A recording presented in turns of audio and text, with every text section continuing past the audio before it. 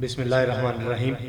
معزز سامعین و ناظرین، جزا ٹی وی میں آپ کو خوش آمدید کہتے ہیں۔ امید ہے کہ آپ خیر و عافیت سے ہوں۔ ناظرین اکرام، آج کی ویڈیو میں ہم آپ کو بتائیں گے کہ اللہ تعالیٰ تمام مخلوقات کا حساب بیک وقت کیسے لے گا، پھر یہ کہ جب وہ دکھائی نہیں دیتا تو حساب کیسے لے گا۔ پھر اس ویڈیو میں ہم آپ کو بتائیں گے جنت کہاں ہوگی اور دوزخ کا مقام کیا ہوگا۔ ناظرین، اس سے قبل کہ ہم بات کا آغاز کریں، جزا ٹی وی کے نئے ناظرین سے گزارش ہے کہ چینل کو سبسکرائب کریں، بیل آئیکن کو دبائیں تاکہ ویڈیوز بر وقت آپ کو ملتی رہے۔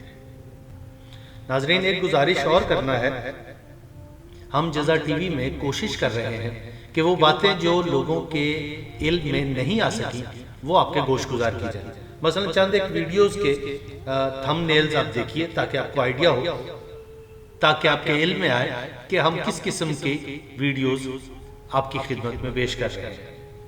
مثلا ہم نے ویڈیو کی بچے بد شکل کیوں پیدا ہوتے ہیں، بدھ کا دن منحوس ہے، اس کی وجوہات کیا ہے، دجال کب آئے گا اور حالات کیسے ہوں گے۔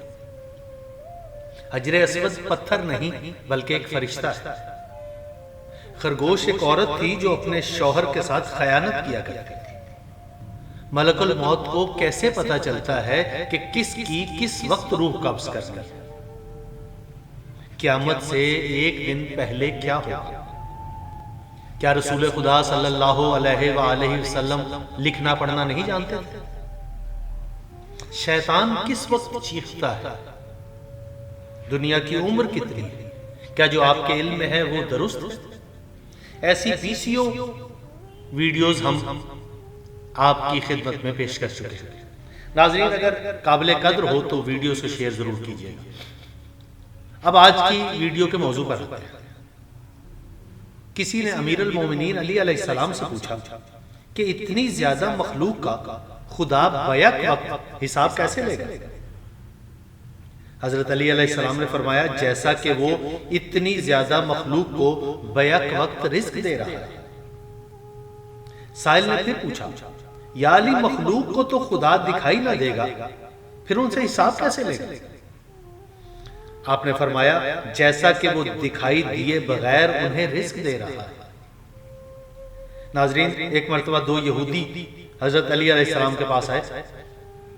انہوں نے کہا، یا علی یہ بتائیں جنت کہاں ہوگی اور دوزخ کہاں۔ امیر المومنین علی علیہ السلام نے ارشاد فرمایا، جنت آسمانوں میں ہوگی اور دوزخ زمین پر۔ ناظرین، امید ہے کہ یہ چند معلوماتی باتیں آپ کے علم میں اضافے کا سبب بنی ہوں گی۔ اگر ویڈیو اچھی لگے تو اسے شیئر ضرور کیجیے گا۔ اپنا بہت خیال رکھیے گا۔ خدا حافظ۔